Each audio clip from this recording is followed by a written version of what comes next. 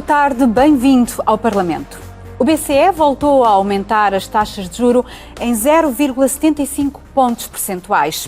É a terceira subida consecutiva e haverá mais. O objetivo é diminuir o consumo e, por essa via, travar a escalada da inflação. A medida tem impacto no orçamento das famílias que estão a pagar empréstimos aos bancos. É o ponto de partida para o debate com os deputados Carlos Pereira, do PS, Patrícia Dantas, do PSD, Mariana Mortágua, do Bloco de Esquerda e Rui Afonso, do Chega. Rui Afonso, deve ser o Estado ou devem ser os bancos a assumir a responsabilidade quando as famílias ficarem numa situação de dificuldade para pagar os empréstimos? Antes de mais, quero cumprimentá-lo e cumprimentar todos os meus colegas de painel. Eu acho que há aqui uma responsabilidade que tem que ser partilhada. Efetivamente existe uma proposta do Governo que ainda não está, digamos, apresentada de uma forma formal, que basicamente o que diz é que sempre que a prestação suba acima do valor dos testes de stress, portanto, quando se contrata um crédito de habitação, são feitas simulações com alterações de taxas de juros. E, basicamente, se houver uma alteração significativa, portanto, o banco é obrigado a renegociar o crédito. E eu acho que isto tem muito a ver com a sensibilidade dos bancos e com a participação do Governo realmente na renegociação, porque, efetivamente, nós sabemos como é que tudo isto acabou em 2008 e, obviamente, que nem a banca nem o Governo quer ter um cenário igual, até porque depois há todo um efeito perverso por trás disso e que destruiu a vida de milhares e milhares de famílias. E, portanto, não é isso que se pretende.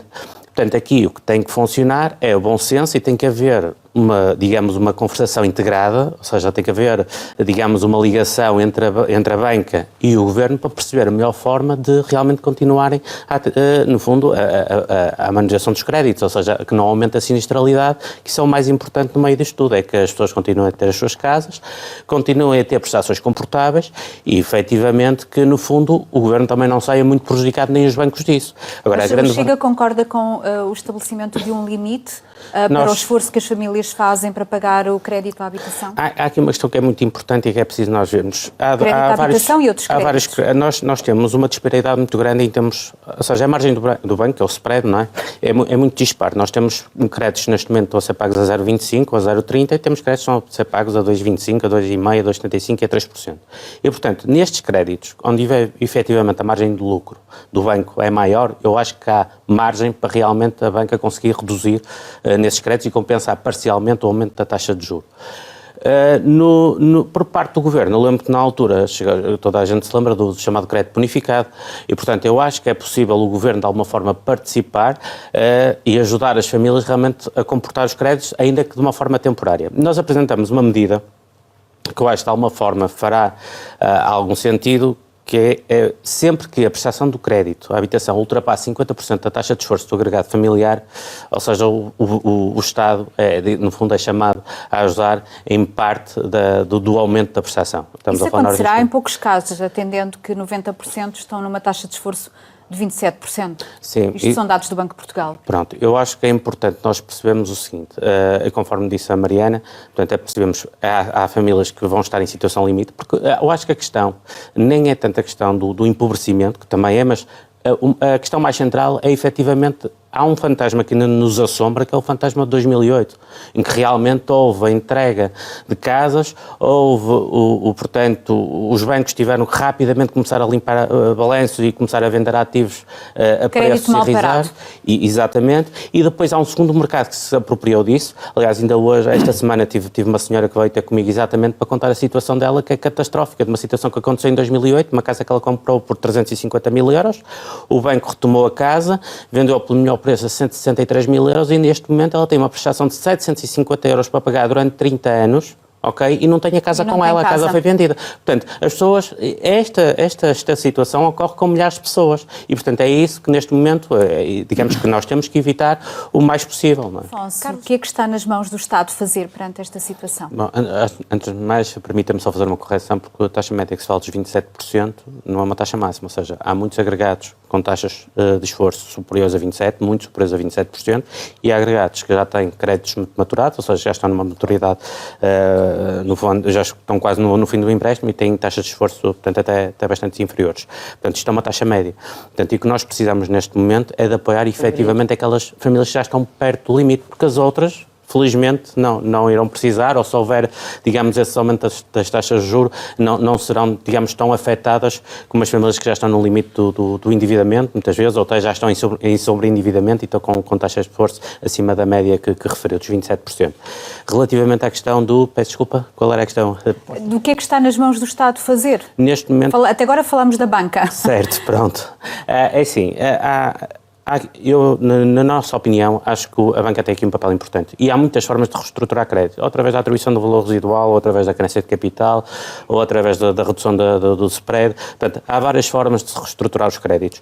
Da parte do Estado, eu acho que tem que ter uma postura mais proativa, no sentido de fazer um acompanhamento da banca e, no fundo, permitir que realmente, em casos mais graves, que é esse que estamos a falar, nos casos onde realmente existe uma maior fragilidade em termos do agregado para cumprir as obrigações, o Estado ter que intervir de alguma forma. Estamos a falar sempre das famílias, obviamente, que são mais carenciadas, não no sentido, digamos, de pobreza, mas efetivamente aquelas que estão mais sujeitas às variações da taxa de juros, não é? E, portanto, nesse caso, eu acho que o Estado deve intervir, ou através da atribuição de uma taxa bonificada, ou através, efetivamente, de haver esse decreto, por exemplo, ser realmente mais direcionado para as famílias cuja taxa ou o endividamento seja superior a determinada percentagem. Portanto, isso tem que ser mais, ou seja, quando acontecem estas coisas, eu acho que se deve localizar, não se deve generalizar. Eu acho que um decreto geral vai dar muito mau resultado e a banca certamente não vai gostar, porque cada crédito que ela tem que renegociar acaba por ser quase uma perda em termos de receita, não é? E, portanto, eu acho que é importante localizarmos exatamente quais as famílias que neste momento precisam mais realmente de apoio e realmente apoiá-las das diversas formas, conforme já disse, ou permitindo realmente a reestruturação de crédito através da atribuição do valor residual, ou da extensão do prazo do empréstimo, caso seja possível, ou até da redução do spread, ou seja, se ele tiver um spread acima de determinada monta, ver qual é a possibilidade efetivamente de reduzir a taxa. Mas isso continua a remeter a responsabilidade para a banca? Sim, mas isso vai depender sempre da banca, porque o endividamento está na banca, não está no Estado. Portanto, a partir do momento em que o endividamento está na banca, quer dizer, o Estado aqui pode ter um papel com alguma intervenção, mas o problema é que se o Estado também for muito interventivo, depois vai ter as consequências da banca, não é? Porque a banca, como sabe, vive da intermediação financeira, da compra e de venda de dinheiro. E, portanto, se começarem, no fundo, a apertar as condições e se efetivamente, quer dizer, a banca se tornar incomportável a situação dos créditos, não é? Porque a banca também tem compromissos. Pode haver um problema financeiro. Portanto, exatamente. Portanto, ou o combate ao risco de uma recessão económica e até que ponto é que se podem balizar os dois objetivos? Antes de mais, eu acho que não vale a pena falarmos muito em reduzir a inflação, tentarmos reduzir a inflação, porque a partir do momento em que estamos sujeitos a uma política monetária europeia, basicamente o país já não produz moeda e, portanto, não há hipótese de... Agora sim, podemos combater a inflação e, efetivamente, há possibilidades de combater a inflação. Agora, nós temos que pensar que a Alemanha no próximo ano vai entrar em recessão, portanto, já foi no fundo, o governo alemão pode arrastar o resto da Europa. Sim, inclusive, portanto, os Estados Unidos também já estão em recessão técnica desde o primeiro semestre de aumentou os juros. 2000, exatamente, mas a Reserva Federal Americana já tinha sinalizado 6 subidas de taxas de juros e a própria... Foi, aliás, o BCE, o primeiro Banco Central a subir as taxas. Exatamente, e o BCE agora também já, pelos vistos, vai sinalizar mais 3, pelo menos mais uma até ao fim do ano, depois mais 2 em 2023. E, portanto, aquilo que nós temos de fazer neste momento conforme também já foi dito aqui, efetivamente, neste momento nós somos um país fortemente dependente em termos de energia, em termos de combustíveis, portanto nós não produzimos, não é? E portanto temos de estar sujeitos aos preços de mercado. E realmente aqui o Estado tem que ter um papel importantíssimo nos apoios diretos à população. E só assim é que nós vamos conseguir passar 2023 de uma forma minimamente tranquila. Agora, se me perguntar assim, ok, os aumentos para o próximo ano da função pública são 3,6% ou 3,9% com o subsídio de aumentação, ou se quisermos pensar na massa salarial, da massa salarial que inclui as progressões e as novas contratações, estamos a falar 5,1%, quando a taxa de inflação prevista vai ser 4%. Eu digo que isto é completamente irrealista. Nós não vamos ter uma taxa de inflação de 4% para o próximo ano, de certeza absoluta. E, portanto, eu acho que realmente o próximo ano vai ser um ano muito difícil. O Estado tem que estar muito atento. Acho, efetivamente, que as medidas foram tomadas neste momento, e acho, posso estar equivocado, mas se calhar a meio do próximo ano não iremos ter um orçamento retificativo. Pois, provavelmente vamos ter que o ter, porque efetivamente as medidas são muito... Quer dizer, os pressupostos previsionais são muito otimistas, quer dizer, não... E o cenário é imprevisível. Mas o Chega concorda com a subida das taxas de juros como caminho para reduzir a inflação? Ontem houve uma conferência em que, efetivamente, quer a Itália, quer a primeira-ministra italiana, quer o governo francês, o primeiro-ministro francês, pressionaram, efetivamente, o BCE, na pessoa da sua presidente. Tal como António Costa também. Pronto, mas efetivamente, ou seja, existe uma pressão por parte dos países para efetivamente retrair um pouco esta vontade do BCE, não é?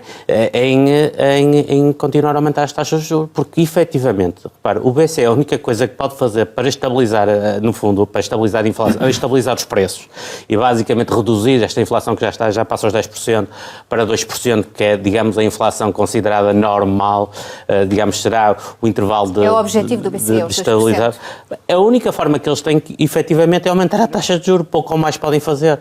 E, portanto, agora, se efetivamente isto é bom para os países, não é. Vai haver um abrandamento em termos de consumo? Vai haver de certeza absoluta que as pessoas vão ter menos liquidez e, portanto, vão ter que gastar menos. E, portanto, agora o que vai ser digamos, um jogo de forças, digamos, entre os países, os mercados e o BCE. Entre a política monetária e a política orçamental.